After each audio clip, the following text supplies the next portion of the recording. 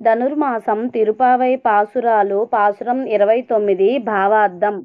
తెల్లవారక ముందుగానే నీ ఉండెడి తావునకై మేమే స్వయంగా ఏంతెంచి నిన్ను సేవించి ఆ పిమ్మట నీ యొక్క సువర్ణములైన తామర పువ్వులు వలె స్పృహనీయములైన శ్రీ పాదములను కీర్తన మొనరించుచున్నాము.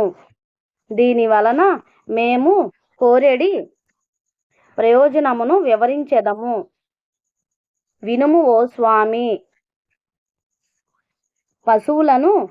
పశువులను మేపి అవి మేసిన పిదప భుజించెడి మా గోపకులమందు జనించిన నీవు మేము నీ కొరకై చేయదలిచిన అంతరంగ కైంకర్యముల స్వీకరింపకుండా వీలు లేదు అనగా మాలో పుట్టితివి గనుక స్వీకరించి తీరవలెను.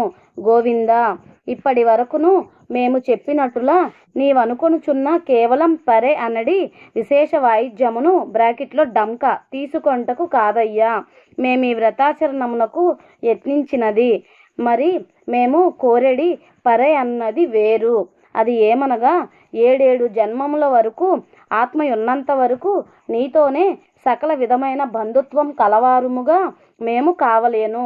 నీ కొరకై మేము సకలములైన సేవల నొనరించు వారలం కావలెను. దీనికై ఆటంకములగు ఇతరములైన కోరికలను అన్నిటినీ మా నుండి వెంటనే తొలగించి నశింపజేసెడి స్వామి. ఇదియే మేము వాంఛించు పరమ ప్రయోజన విశేషము.